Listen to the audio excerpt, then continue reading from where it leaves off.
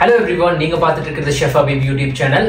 ரீசெண்டா நம்ம பாய் வீட்டு கல்யாண பிரியாணி வீட்லயே விறகடுப்புல எப்படி சமைக்கிறதுங்கிறத டீடைல்டான ஒரு வீடியோ நம்ம அப்லோட் பண்ணியிருந்தோம். அதெல்லாம் ஓகே ஷெஃப், பிரியாணி எப்படி செய்யறதுன்றதை சூப்பரா சொல்லி கொடுத்துட்டீங்க. ஆனா அது கூட கத்திரிக்கான ஒன்று கொடுப்பீங்களே, அதோட ரெசிபி இன்னும் நீங்க சொல்ல மாட்டேங்கிறீங்களே அப்படின்னு சொல்லிட்டு நீங்க கேட்கலாம். எஸ், உங்களுக்காக வந்துட்டு இந்த சீக்ரெட் ரெசிபியை நான் உங்களுக்கு ஷேர் பண்றேன். கண்டிப்பா நீங்க வீட்டுல செஞ்சு உங்க ஃபேமிலி அண்ட் ரிலேட்டிவ்ஸோட என்ஜாய் பண்ணி சாப்பிடுங்க. பிரியாணிக்கு இது ஒரு முக்கியமான அக்காம்பனிமெண்ட். சீரக சம்பா ரைஸ் பிரியாணிக்கு பாத்தீங்கன்னா தால்ச்சா எந்த அளவுக்கு இம்பார்ட்டன்ட்டோ அதே மாதிரி பாஸ்மதி பிரியாணிக்கு கத்திரிக்காய் கட்டா ஒரு முக்கியமான அக்காம்பனிமெண்ட். ஓகேங்களா? சோ இந்த வீடியோல கத்திரிக்காய் கட்டா எப்படி பண்றதுங்கிறத டீடைல்டா நான் உங்களுக்கு எக்ஸ்பிளைன் பண்ண போறேன். ஏதாவது டவுட் இருந்துச்சுன்னா நீங்க கமெண்ட்ஸ்ல சொல்லுங்க. வாங்க வீடியோக்குள்ள போகலாம்.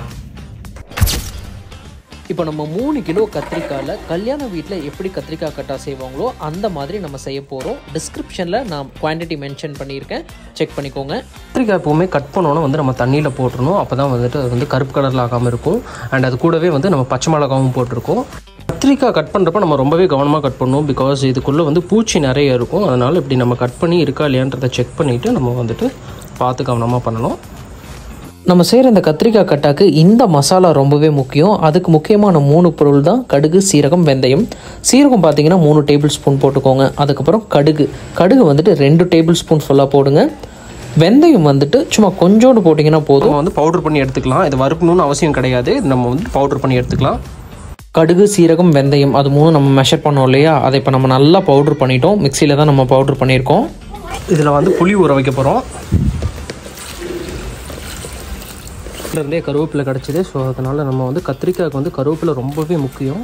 அதனால் நம்ம கருவேப்பிலை நம்ம தோட்டத்துலேருந்தே எடுத்து கத்திரிக்காய்க்கு யூஸ் பண்ண போகிறோம்.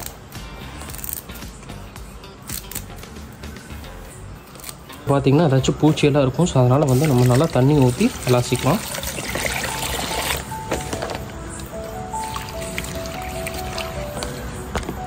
புளி ஊற வச்சுருக்கோம். இதை நல்லா கரைக்கணும். கரைச்சிட்டு இந்த சக்கையெல்லாம் எடுத்துகிட்டு இந்த புளி தண்ணியை மட்டும்தான் நம்ம கத்திரிக்காயில் ஊற்றுவோம். நீங்கள் இது சுடுதண்ணியாக ஊற்றுனீங்க அப்படின்னா ரொம்பவே நல்லது. இப்போ நம்ம கத்திரிக்காய்க்கு தேவையான எல்லா ஐட்டம்ஸும் ரெடி பண்ணி வச்சுட்டோம். ரெடி பண்ணி வச்சதுக்கு அப்புறமேட்டு நம்ம இப்போ குக்கிங்கை ஸ்டார்ட் பண்ண போகிறோம். சரிங்களா?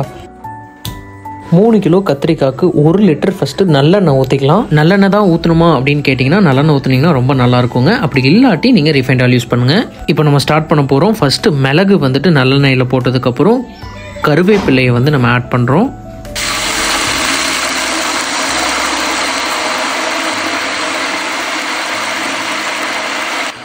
இப்போ கருவேப்பிலையும் மிளகும் நல்லெண்ணெயில் நல்லா பொரிஞ்சு வர டைமில் வெங்காயம் பார்த்திங்கன்னா 250 கிராம் போடுங்க. இது ஒரு 2 மினிட்ஸ்க்கு நம்ம நல்லா சாட்டே பண்ணணும்.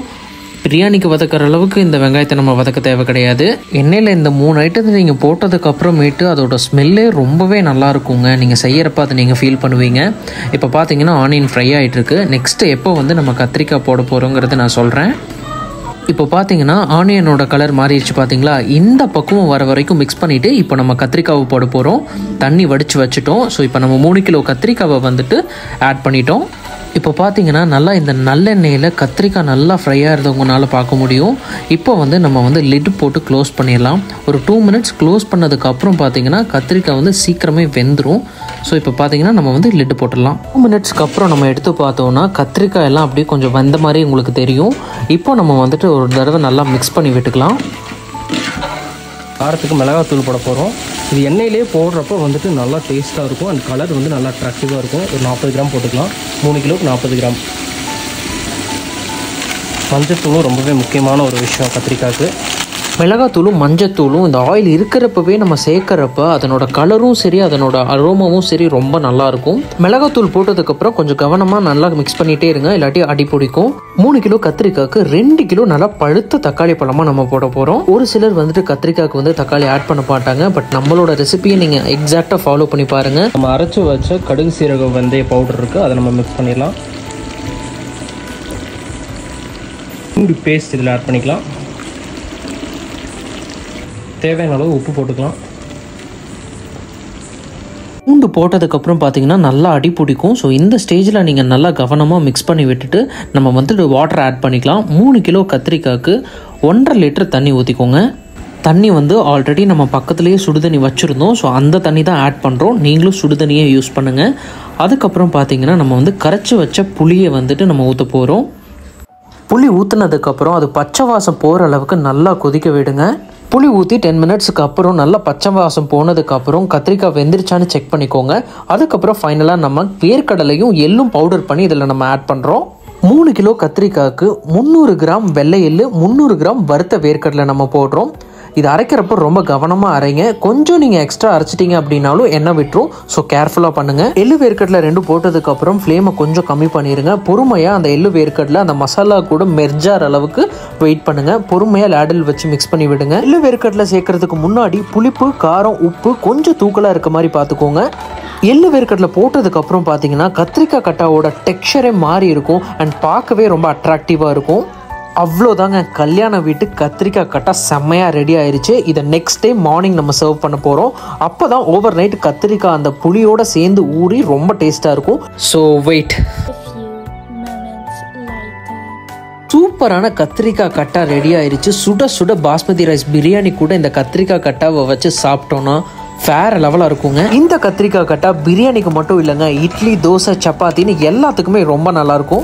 இந்த வீடியோ மூலியமா சூப்பரான கத்திரிக்காய் கட்டா எப்படி செய்யறதுங்கிறது உங்களுக்கு நல்லா தெரிஞ்சிருக்கும்னு நம்புறேன். அண்ட் கண்டிப்பா உங்க வீட்டில் ட்ரை பண்ணி பார்த்துட்டு எப்படி இருந்துச்சுன்றத சொல்லுங்க.